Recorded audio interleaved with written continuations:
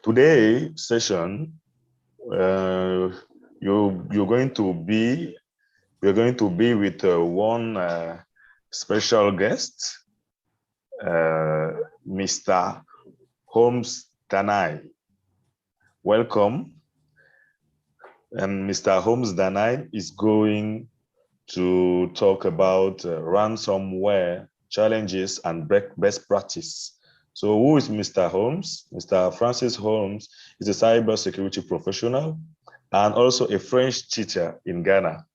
He's also the CEO of the Holmes IT Hub in Ghana. So he's going to present now. Mr. Holmes, you have the floor. Okay, thank you very much, my brother. Bonjour à tous les amis de Cameroun et tout le monde qui nous écoute partout dans le monde. Merci pour cette opportunité de se présenter sur le fait de cybersécurité et aussi de ransomware. I'm very pleased to be part of this program, and it's my pleasure to present to you one of the best challenge that we are facing in Africa now, which is ransomware attacks. So we are just going to briefly discuss on some best practices in ransomware attacks, and we also learn about the landscape of this attack. So not wasting much time, I can start with my presentation. As my host has already said, my name is Francis Holmes Danai. I'm a French teacher, and I'm also into cybersecurity.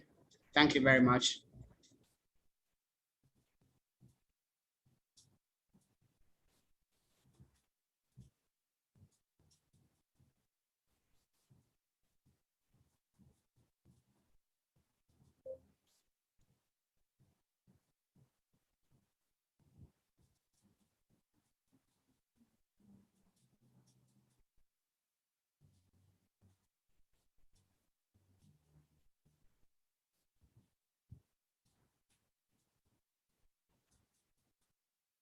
Okay, to start with the presentation, I would like us to look at the plan, what we are going to go through this afternoon.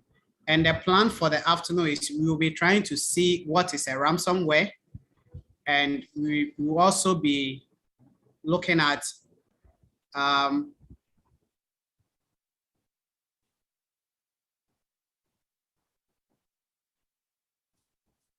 we'll also be looking at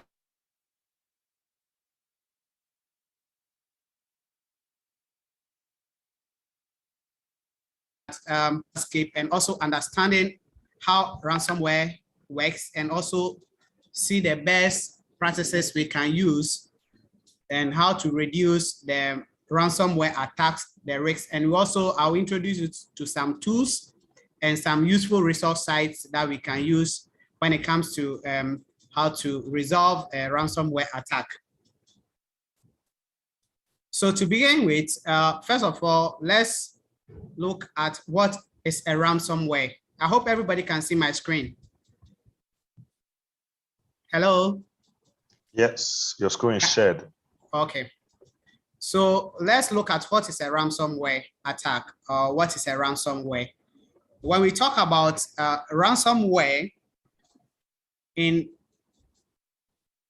the modern landscape, we can say that ransomware is the fast growing malicious threat today, which is now becoming an epidemic in our continent.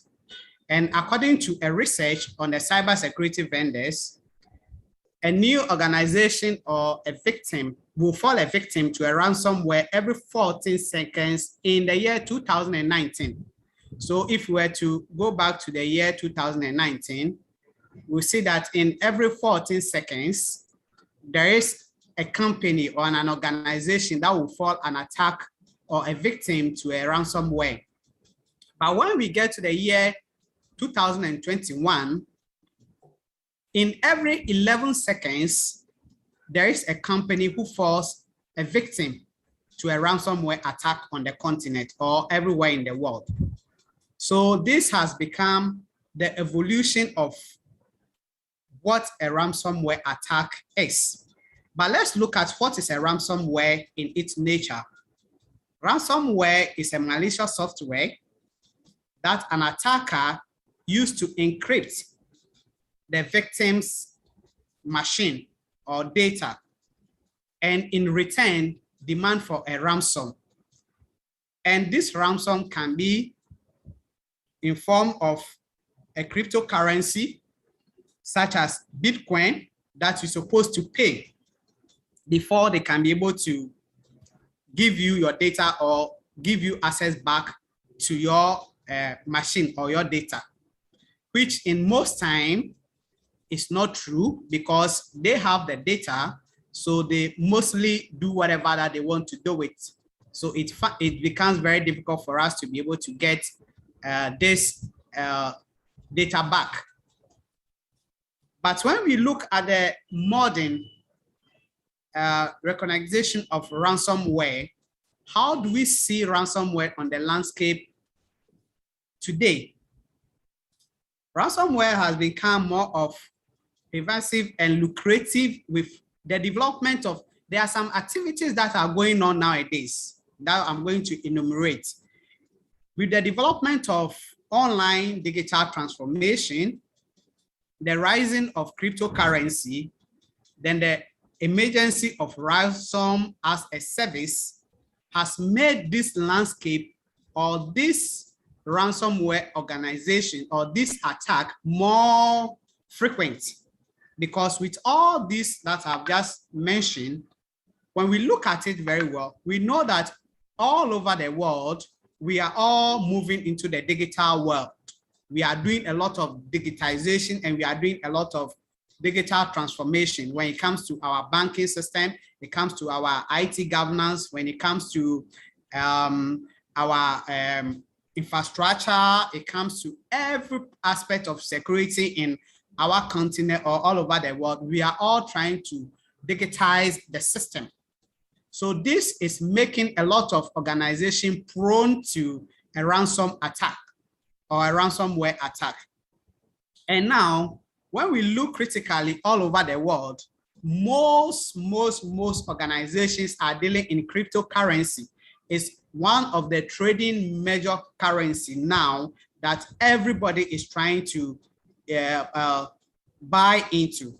And when we talk about cryptocurrency, it's a means of payment which anonymous or criminals use to receive money. First, they were hacking credit card, they were hacking accounts, but now when you are being attacked or hit by a ransomware attack, they'll ask you to pay through a cryptocurrency method, which enables them to be able to exchange this cryptocurrency for a physical cash. That can be done using the VPN system and all those things that they have their own account that they do the transactions that they pay themselves.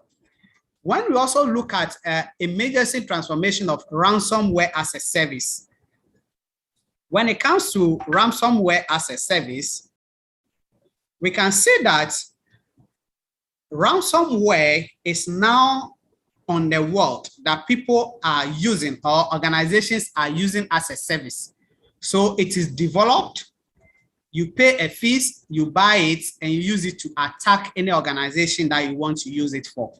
So it's like a software that has been developed that they are selling online. As I've said, can be purchased for a small amount or a percentage of a ransom and make it easier for practically anyone to use. So now there are services that you can buy. There are softwares that you can buy, which is a ransom software. So we call it ransomware as a service that you can patronize and you use to attack organization when you want to use a ransomware attacks on those organizations. Now, let's try to understand what is a ransomware or how does a ransomware works. Ransomware is commonly delivered through, is now use the exploit kit or waterhole attack, or neither you use an email or you use a third-party personalization. Example, when you get to it, you look for a vulnerability in a particular company. It can be the front desk, it can be a messenger, it can be the director, and anybody that which after your vulnerability scan that you find vulnerable, then you can use any of these email services or phishing attack to be able to attack this organization, or for you to be able to, use this service to perpetrate any attack that you want to use on a particular organization.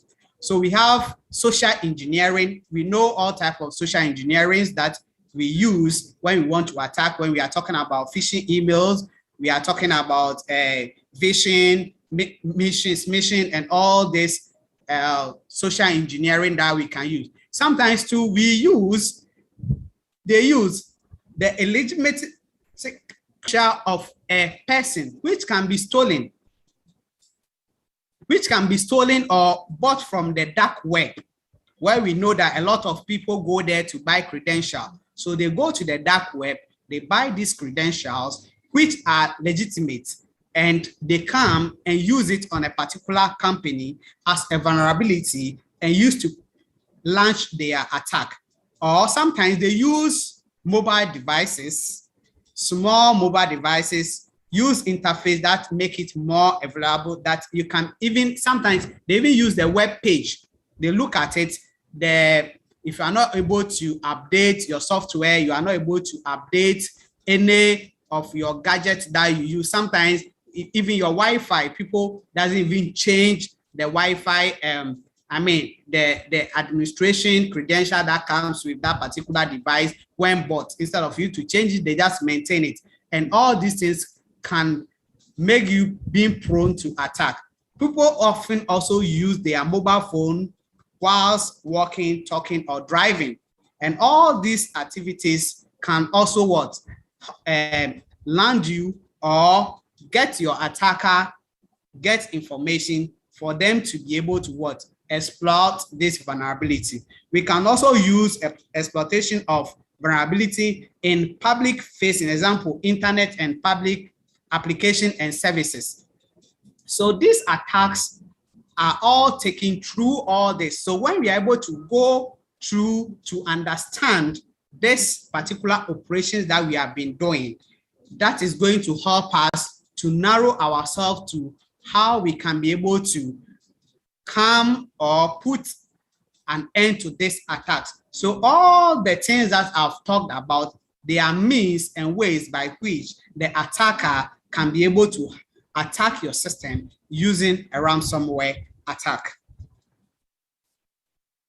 So now, not waiting much time, let's narrow into some of the best practices you can take in your organization to fight against a ransomware attack. So when we are talking about fighting against a ransomware attack, we have to look for solution, and not any solution at all, but best of the solution that can help us to protect ourselves against such attacks. So I've enumerated some of these solutions, which are not only the best, but there are a lot out there that you can practice. But I just enumerate only few that we're supposed to narrow into, or we're supposed to be able to learn and also educate our employees on.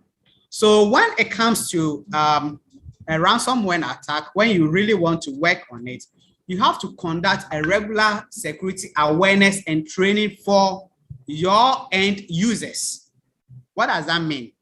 It means that if you are an organization or you are a company and you buy a new software, or you have an old software that you are using, you're supposed to be able to educate the users of these softwares. You have to educate them on what they should do and what they shouldn't do. So you have to train every day. You have to train them. It should be you have to even train the layman in your company. Sometimes the security guys, even who are in our companies that we don't take serious, they sometimes are the vulnerable ones that these attackers use. So everybody has to be included in the training when it comes to a monthly, yearly, quarterly, or semi-quarterly. You have to train people in your industry on how to use these tools, information tactics, and the other things that the attacker may use. That is why it is good for you to get somebody in your company who is cybersecurity inclined, so that that person can organize weekly, monthly, yearly, or semi-yearly training for for your employees or the end users. The second one is you have to reinforce your company policies regarding not sharing or revealing users' credentials. Why this? A lot of people even go online using their company emails to fill things online, which is very bad. People share their company emails with their boyfriend, girlfriend, sometimes with their children, their password. All these things make people what? Vulnerable, because it is the sole proprietorship of the company. It belongs to only the company. So you should use it for only official duties. You shouldn't use it for your personal duty. If it is not official, don't ever use any of your company email on any form of online feelings, except if it is into the benefit of that particular company. By so doing, you are protecting your company, and you should also set a strong password requirement. When I talk about a strong password requirement as a best practices, you should set up a strong password that has one. It should be alphanumeric and symbol.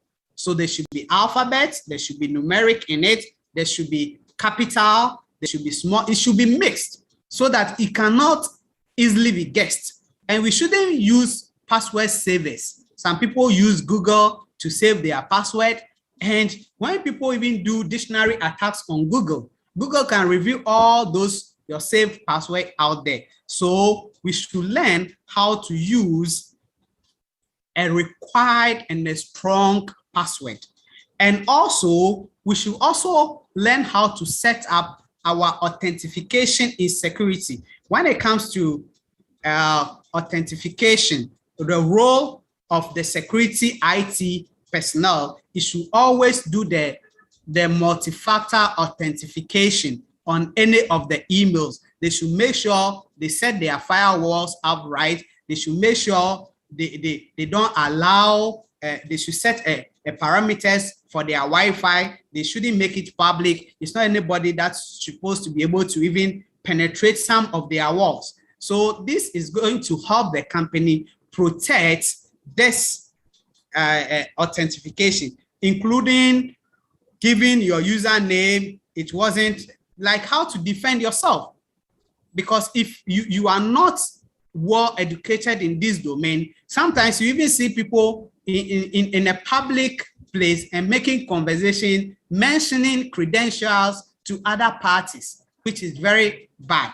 Because by so doing, you don't know who is the attacker then around, which can pick on any of this information and use it to attack your organization.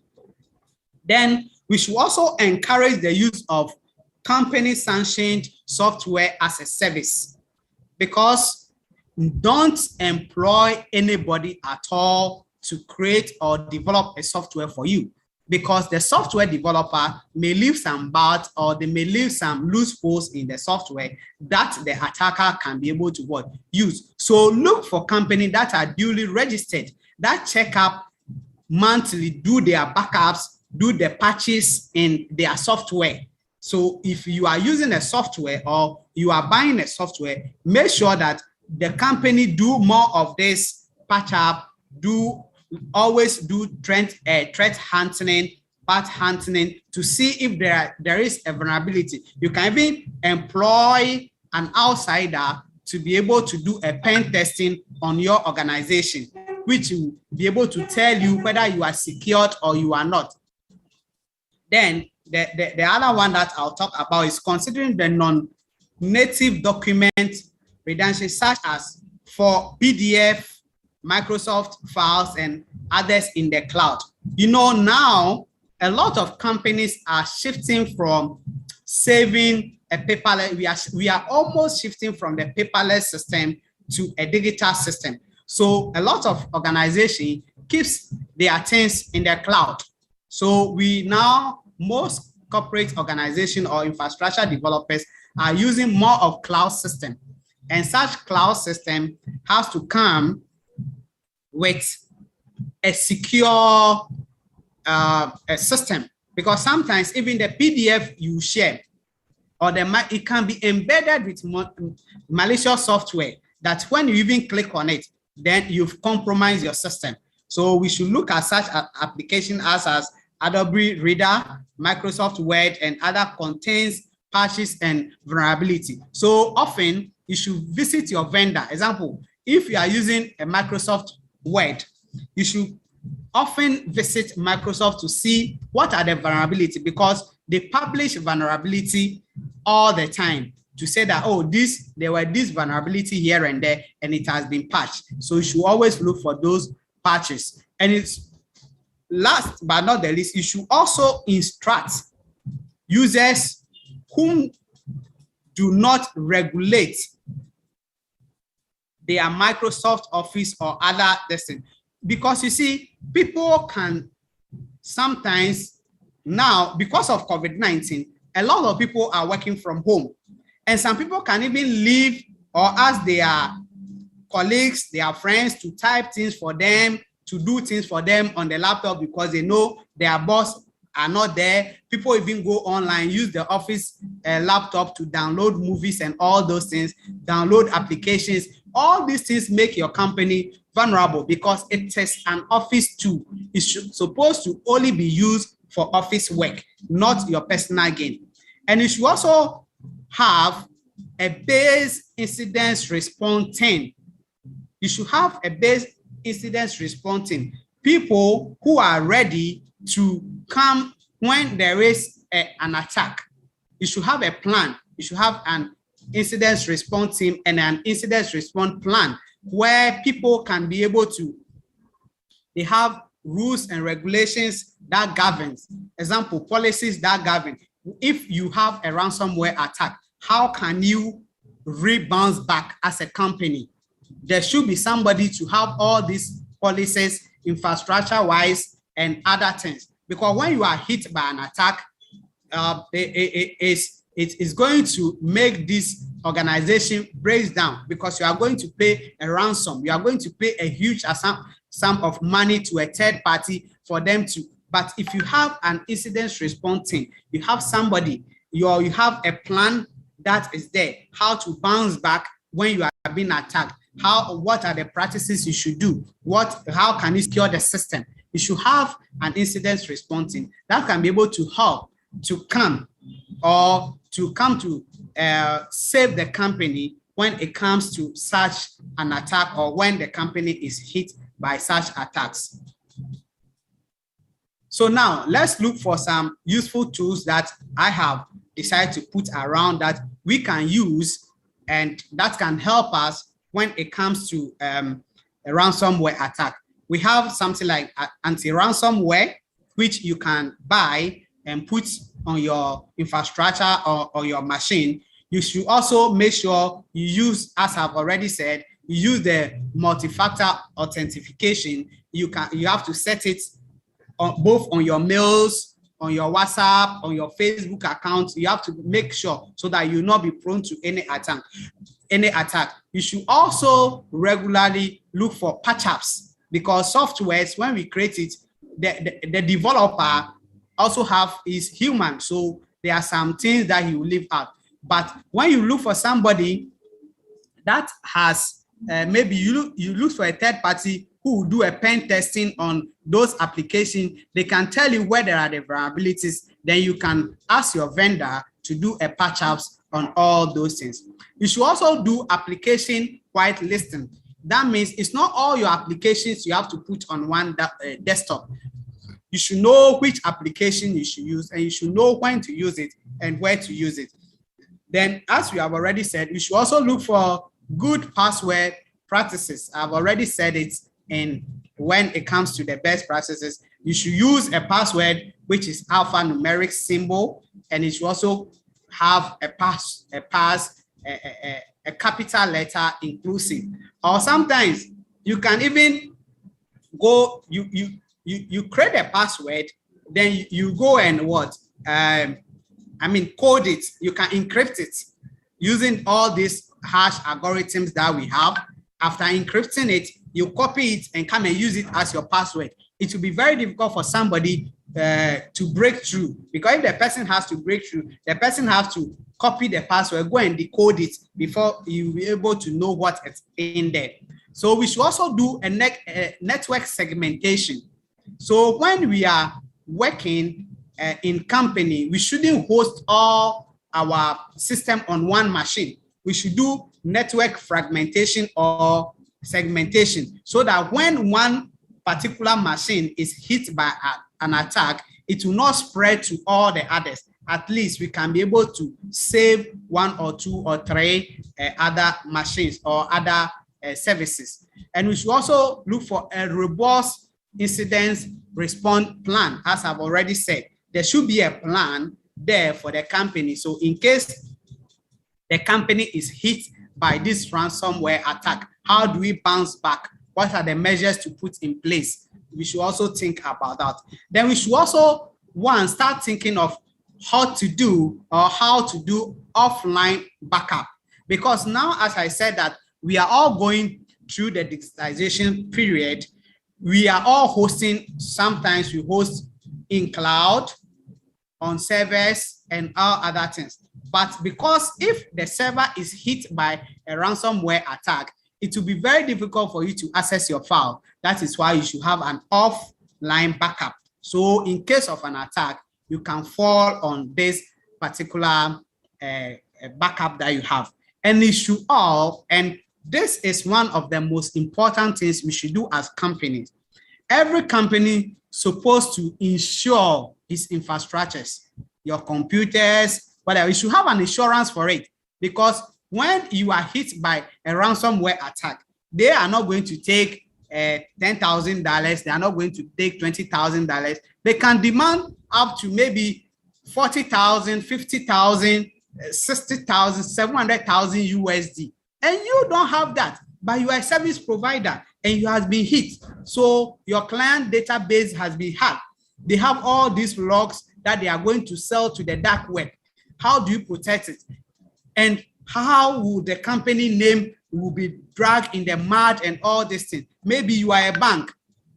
Maybe you are a service provider. Maybe you are a computer network provider. And all of a sudden you are being hit by a ransomware attack and you can't provide service to your clients and all these things. How do you go about it? But if you have an insurance cover, this insurance can come to your aid to be able to help you, for you to secure the money that you'll be losing. Now, I want to share some useful resources, which is going to help us to come to an end of this presentation, whereby we can have time and chat and discuss more about and ask more questions about things that we're supposed to know. So I have done some research, and these are useful resources that you can also check on and also subscribe to. We have Non-Ransom Project Online, that a portal that has been launched in 2016. And this portal helps a lot, by which means, but it helps like prevention attacks. When you need it, you can go there, you learn more about it. Ransomware questionings and answers, you can get them from this portal. When it comes to decryption tools, you can get some from this portal. When it comes to crypto sheriff, you can get some from this website. When it comes to reporter crime, you can get some from this website. It helps you to at least be abreast with what is a ransomware attack, for you to know what are the incidents plan responses you can put in place for your company, for your organization, for your enterprise, whether small or big or medium enterprise. You can get access to this particular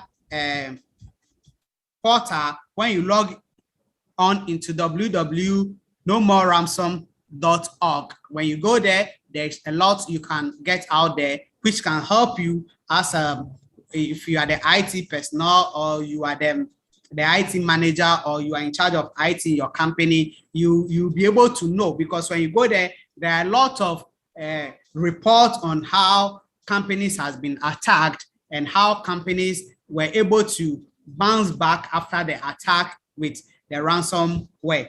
Or you can also go here, we have the ransom readiness assessment.